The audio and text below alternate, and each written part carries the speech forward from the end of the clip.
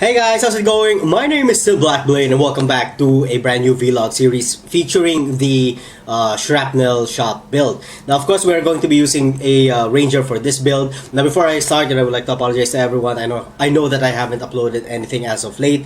Aside from work, aside from my 8-hour job from Mondays to Fridays, I got sick. So yeah, I'm still quite sick right now, but I feel like I really needed to make a video out of this build. So yeah, so we are going to be using the Ranger class for this build. So let's go ahead and look at the skill tree real quick. First, we are going to get all of the evasion and life nodes right here, ending with finesse, and then we went up to get the heart of the oak, and then the up here over to get the ballistic mastery, and then we went to get the aspect of the eagle. Of course this is going to be a crit based build, so we went up to get all of the crit chance and attack speed with bows, ending with aspect of lynx. Then we went to the right side over here to get the survivalist, some evasion and elemental resistances, and then we went up to get some projectile damage nodes over here, ending with a socket. I decided to get a global critical strike multiplier over there with life and mana. Ideally, if you're going to look for a jewel, what you're looking for are critical strike multipliers and global critical strike chances, or crit chance with bows, or crit chance with or crit multiplier with bows. Anything to do with multipliers and then bows, as much as possible. Although it's a bit hard to roll those roll those stats. Then we went over to the left side over here to get all of the evasion and life, ending with revenge of the haunted. And then as you can see, I still miss, or I still have 1 point. I was actually leveling it up, but I decided to just make a video about it because as far as my life goes, it's already at 4.4k, already near 4.5k. But with this skill gem, you kind of have to treat it like it's a melee gem, because of the because what we're trying to really get here is not actually the projectile, but it's actually the AOE of the skill. So yeah, treat it almost like a melee build. So yeah, we are going to get the 4% increase maximum life over here once we level it up. And then we went up over here to get the some more life, blood drinker for some life leech, and then some more life nodes right here. And then to the left side, coordination, blood siphon for life, and then trickery, finally getting the assassination. And then we went down over here to get the Heart Seeker, and then we went to the left side over here to get another jewel. Now I was lacking some intelligence, so I got this one. I wasn't really able to make it into a rare gem yet because quite frankly, I've used up all of my blessed orbs. So yeah. If you can, again, get some crit multiplier and then get some crit chances. And then we went over here to get an additional frenzy charge. And then we went and gotten the evasion per frenzy charge, which is actually pretty good because we get a 4% increased evasion rating per frenzy charge. So the more frenzy charges we get, the more evasion that we have, and the more armor we have because we've gotten the iron reflexes right there. And then of course we gotten the heavy draw and the deadly draw nodes over here. And then some life nodes ending with herbalism. We went down over here to get some bow critical strike chance and multipliers ending with lethality. We went down over here to get the point blank, of course, and then we've got another jewel socket. Again, if you can, just get some bow damage. I decided to use this one because again I was lacking some intelligence when it comes to my stats. So that's the reason that I used this one. And then of course the King of the Hills, since it's like a bow crit build. And then we went to the up over here to the right side to get the thick skin and all of the life nodes. And then we went over down here, of course, to get the iron reflexes.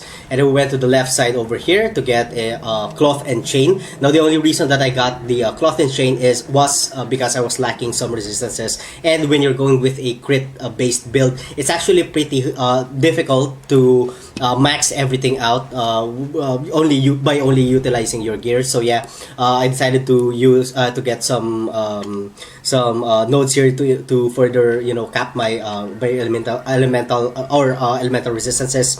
And then we went to the left side over here to get another jeweled socket, damage, increased physical damage with bows, and then again some resistances. And then of course some more life notes over here, Golem's Blood. And then we went up over here towards the duelist skill tree to get the Fury Bolts. Art of the Gladiator, Bravery, and yeah, all of the life notes here. Now, since again we are at level 86, you guys can push this to probably level 90. So I suggest that you get more life notes over here by getting the evasion and life, or you could go over here to get some more armor and evasion and life. Again, treat this like a melee build. So I guess that's about it. Did I miss anything? No, I don't think so. Oh, if you want more damage, you can always go over to the right side over here to get some more bow damage and movement speed, ending with the Avatar of the Hunt. Alright then, so let's get into the skill tree, what do you call this, the gear and the itemization. First of all, I highly suggest that you guys get the Chin Sol. The reason that we are going to be using this is because we get that 100% more bow damage at close range. Because at the state of the shrapnel shot, what actually makes the damage here is the AoE of the skill. Now, if you hold on, I would let's make some reference points here. Now, I don't know if you could see it, but after you fire the shrapnel shot, it actually creates a wave. I decided to use the carcass jack over here, and I decided to add some increased area of effect just to increase the reach of the wave. As you can see, the wave is currently over here, so that's going to hit a lot of monsters in a cone shape. Again, you can use lesser multiple projectiles, and there is still some debate on whether or not the skill actually is a what I mean is you can shotgun it, meaning all of the when you add more projectiles, you add another AoE, which means that it overlaps the first AoE. So right here we have three projectiles, so that's 3 times that the projectiles can overlap each other at a certain point. So yeah, but there is still some debate on it. Some people say that you cannot actually shotgun it, but there are also a group of people out there who's saying that yes, you can actually shotgun it. But according to my experience while I was playing it without the lesser multiple projectiles, like with only one projectile, I was actually killing far less. My kill rate was actually far lower than when I have the lesser multiple projectiles in. So my money is that the shrapnel shot can actually shotgun. So yeah, again, since this is a crit build, we're going to be seeing Maligaro's Virtuosity, the Romira's Banquet, and then again the Rat's Nest. If you don't have the Romira's Banquet, that's okay. Just use some crit based or crit chance ring with life and then resistances as much as possible. And then for our belt, Rustic Sash with life and then resistances. And then for our boots, we're going to be seeing a rare boots with life and then really 3 good resistances. For our ring, we are going to be using a 2-stone ring for the life. Some really good resistances, and then addition to all of our attributes. For amulet, we're going to be seeing Onyx amulet. As you can see, we have life here. This one actually is my kind of like international amulet, because it actually almost negates all of the requirements that I need, so that I don't need to get any additional strength, any additional intelligence. So yeah, this practically almost solves all of that. And then of course for a chest piece, we are going to be using the carcass jack again to further increase the range of the shockwave or the wave of the shrapnel shot. Then of course rat's nest. For quiver, you can use any quiver that you want. I use this one because it has a huge life plus a good roll of global critical strike chance and then global critical strike multiplier. Decided to add some increased attack speed right there.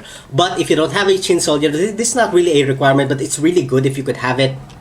If you don't have a Chin Sol, you could just use probably one of your OP bows, similar to this one, 300 for 400 DPS bows. That's okay. You could use that one instead if you want to. Excuse me. Now, for what's connected to our shrapnel shot, we have increased area of effect there, again to increase the range, increased critical damage, lesser multiple projectiles, and physical projectile attack damage. Now, as you can see, all of these are actually based on physical attack damage, but there is a certain build wherein you guys could actually go for the elemental part of the build. If you're going for pure elemental, you'd really want to use physical to lightning and then weapon elemental damage. But if you are going that route, since you're not going to be doing, you know, physical damage, instead of getting the blood drinker over here for your life leech, you may want to go over to the vitality void to get your life leech instead, because this is, you know, attack damage. You know, you could life leech by means of attack damage, meaning, you know, meaning it covers the elemental part of the damage. So yeah, if this were a 6 link, I'd probably put in what was it? Slower projectiles? No, faster attacks. That's what I'd put it if this were a 6 link. Then of course we have Blink Arrow. For other skill gems, we're going to be seeing Enduring Cry, Arctic Armor, Ice Golem, and then Hatred. And then the typical combination of CWDT, Increased Duration, Molten Shell, and Immortal Call. And then of course we have CWDT, Blood Rage, and Assassin's Mark for our curse. And then I decided to put an enhanced there because this is just for leveling purposes. And then finally, your bow could easily be your utility, so you could put or use whatever you need, but I highly suggest that you guys use a range totem for this one, because actually this is a real lifesaver. You know, sometimes you'll encounter monsters that's going to be difficult to kill. Just pop in your range attack totem, and then with puncture, and then, you know, you'll have a really easier time, you know, mowing down you know, difficult monsters. And then of course we have faster attacks and greater multiple projectiles. Now now as far as damage goes, our damage is at 10.2k when it comes to the shrapnel shot, with a critical strike chance of 45%.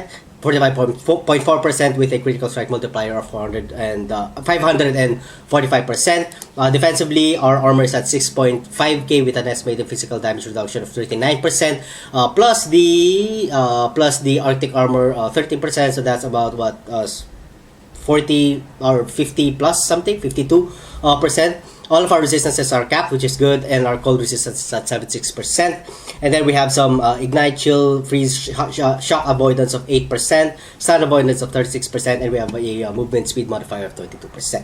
Now, the map that we're going to be doing is the Cells map. It's a level... it's your typical leveling map with 29 more magic monsters, you know, just for you guys to see what the build is capable of.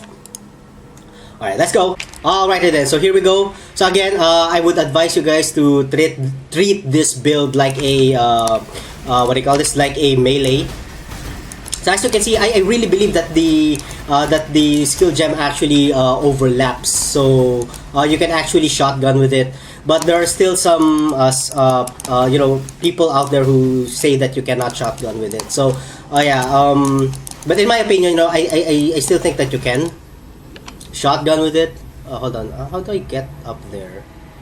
Alright then. So yeah, again, I apologize guys if I haven't really uploaded anything. Yeah, I got sick with flu and then cough, of course. That's what happens next, which really sucks. I'm not upset just yet. But yeah, so I'm back, so I'm going to be doing some more builds. Right now, you know, before I made this video, or yeah, some days before I made this video, I was actually playing D3 because I really wanted to get the green wings. You know, it's kind of like a challenge that you guys could voluntarily do or not do. So yeah, I really want to do. Hold on, where am I supposed to go? I hate this part. You know, when you have these cages right here, it confuses the hell out of me. So yeah, I really wanted to get the wings, but it's actually quite how do I put it? Challenging, I should say, because you have to master all 24 set dungeons of you know, across every build, every hero or characters. And that kind of sucks, you know, because quite frankly, I really don't play intelligence characters in Diablo 3. So yeah, I have to start from scratch when I get to the wizard and the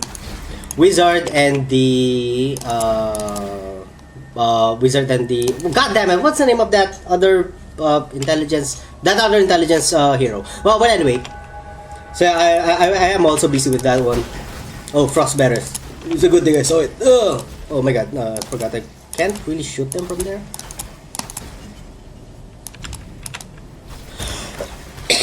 So again, as much as possible, treat this with like it's desync. treat this like a melee build. So as you can see, you need to really get in quite close so that you could take advantage of the full damage of the bow and the what the fuck do you call it? Sorry, I always forget. The point blank. Alright then. Kill. As far as level goes, I think our map level goes, I think the highest that I was able to do was about 9. I'm still scared to do anything higher than 9 because of the life that I have. It's still at 4.9k, which is still not that impressive. That's why with a few levels, you could probably or we could probably reach up to probably 4.6 or 4.7 easily. Alrighty then. So I guess this is the boss, and let's pop in our totem. Let's get rid of the other monsters first. Whoa. See, I knew it. Alright, here we go. And the boss is dead. Why did he die over there? See, had the desync. God damn it.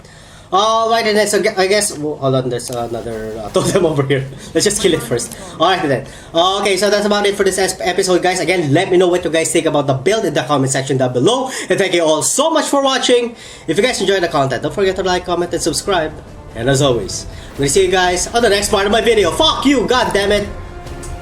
Have a good one. Fuck you. Didn't see that coming. Oops, it's frostbearers. Frostbearers. I really hate frostbearers. They always get me off guard. Alright, bye! Happy New Year, everybody!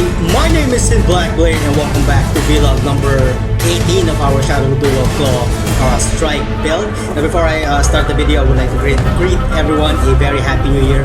I hope that you guys had a blast. I surely did.